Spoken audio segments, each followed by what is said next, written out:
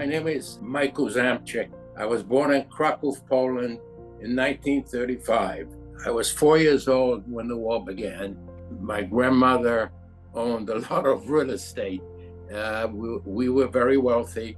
When you're young, when you're 5, 6 years old, everything that goes around you seems like a game. You know, the German army coming into Krakow, I could hear the tanks in the street. I think the change came when my father couldn't practice, spend more time at home because he couldn't practice, or he could practice law, but only his clients had to be Jewish. In other words, he couldn't have any non-Jewish clients. And the other thing the first thing that I noticed is our maid and cook suddenly disappeared because one of the first things rules that the Germans did was to stop non-Jews working for Jews. The war started September 1st. I think it took them about a week to come to Krakow. So it was like September 8th, 1939.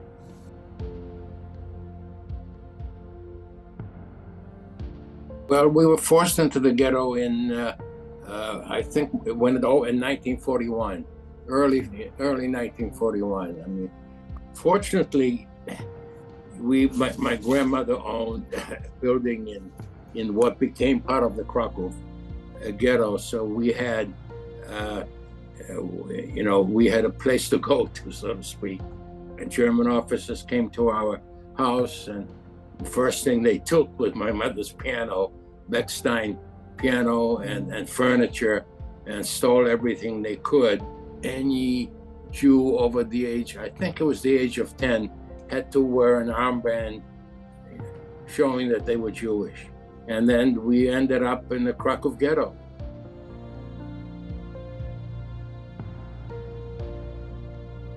I was young. I was only, 6? I was only 6 years old. And to me, it seemed like a game. You know, it was different. Life was different. Suddenly, there was a lack of food. The food was different. But when you're 6 years old, you take it all in as part of life. There was a lot of poverty, people disappearing, people that I knew, children my age that I played with, suddenly disappearing overnight. The Jews in Poland were like a separate, for most instances, were like a separate nation within the country. The Germans used that in every ghetto in Poland, and set up Jewish self-government. They basically governed the ghetto. These people were not elected. I think they were appointed by the Germans. So my father was a member of the Krakow Ghetto Judenrat, and he was responsible because of my grandmother's real estate holdings in Krakow. He was actually responsible for real estate in the Krakow Ghetto. Certainly didn't go to school. We all found a way of sort of going through a hole in the wall, so to speak. And we used to go out and bring food back to the ghetto. You know, you didn't go out to play. You never did any of the things that children age 6 or 7 would do.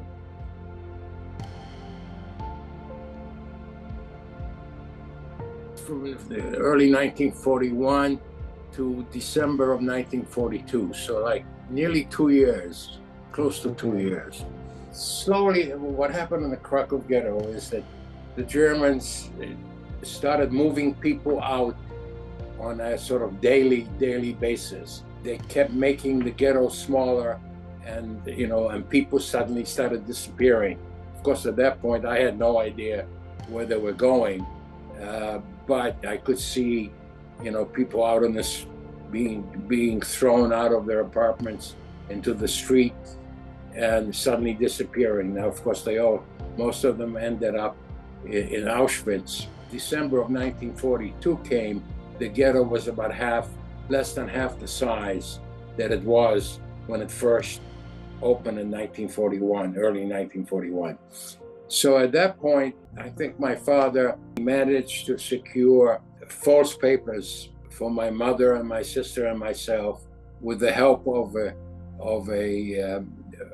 Polish judge who was a very good friend of his. And then they decided that if anything happened to him, they would arrange to get us out of the ghetto in November, November 1942. The Germans decided that they would arrest all of the members of the Judenrat and send them to Auschwitz. That I remember vividly, the knock on the door and the SS coming into our apartment, arresting my father. And that's the last that I saw of him. My mother and my sister, who was 5 years older than me, would leave the ghetto with a group of workers, and the judge and his friends caused a commotion on a couple of streets outside of the ghetto. So the Germans were suddenly occupied, and my sister and my mother ran to a prearranged meeting, and that's how we left the ghetto.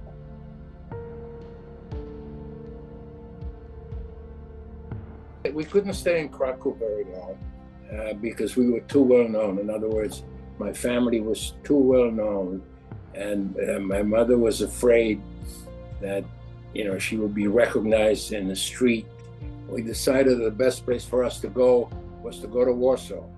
Today, I assume it's a 2 or 3 hour train ride from Krakow to Warsaw. But at that time, of course, you had to get permission from the Gestapo to travel. It wasn't that simple, but somehow, my mother managed to get all that. She went on the train, and then my sister and I went separately with the judge's son, who took us. He was in his 20s, and he took us on the train the next day, and we ended up in Warsaw. This had to have been early 1943. Like I would say February, March of 1943. Now the problem was, of course, that you had to be very, very careful because, the Germans, not only the Germans, but a lot of their collaborators, Polish collaborators, were looking for Jewish families, especially Jewish children in Warsaw. And if they found somebody, they could either blackmail them or they could turn them over to the Germans and get a reward. And of course, the problem with being a male, that they could very simply, even though I had blonde hair when I was that age, when I was 7 years old, and I certainly did not look Jewish, but I didn't go to school. So instead of going to school, my mother would make us go out, and in the street for a few hours, so it looked like we were going to school, my sister and I. And then for once we got stopped by these, Polish blackmailers, and then, of course, the way they found that you're Jewish is if you were circumcised. So it was very simple. So that's why when you look at statistics, the percentage of Jewish children that survive, many more females survive than males because of the circumcision problem. I got caught by one of these blackmailers, and they followed me home, and my mother had to pay them. And of course, at that point, my mother decided that Warsaw was too dangerous. We had to leave Warsaw. Now, my father was smart enough that not only did he find papers that showed that we were Polish Catholic, but he also had papers that showed that we were ethnic Germans. My mother went to the Gestapo, which you had to do in order to get travel permits, and said, this was like, I guess it had to have been maybe May of 1943, and showed them that we were ethnic Germans, and that she wanted to move back to Germany. And she had 2 children. but she had one son that you know that had some sort of a medical problem. I don't remember what she came up with, and she had to leave me behind. Found this family, Polish family, who for a lot of money were willing to take me, to hide me. In other words, at that point they would keep me in their apartment, and she and my sister went to Stuttgart, to Germany. So I stayed in Warsaw in this apartment, and every time somebody came to the door, I was hidden in a closet and this went on for 6 months. The woman that was hiding me, actually, I think she got a little worried that her neighbors were, hearing noises at night or during the day, and she was afraid that they were going to turn her in, that she was hiding somebody. My mother, shortly thereafter, she came and picked me up. We got on a train and went to Germany. And the decircumcision sort of worked, but not very long. But it worked long enough to get by the border, the German border. So I ended up with my mother and my sister in Germany.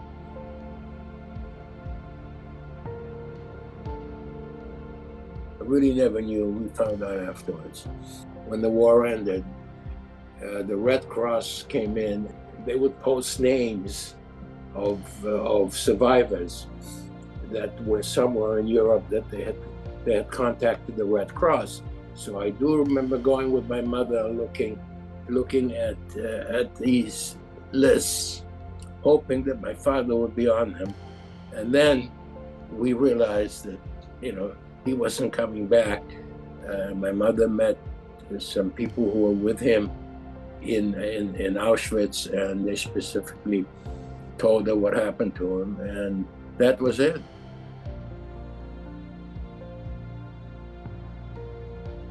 It's not the question of my story. What I would like young people to remember, that history is extremely important, and that and history tends to repeat itself unless you do something about it. And I think the problem that we have today is that a lot of young people have absolutely no idea. History is something that is looked down upon. So, especially, I live in Silicon Valley, especially here. The important thing is technology and science, which, is important. But the most important thing is history, because if you don't know your history, you'll never know when it's being repeated.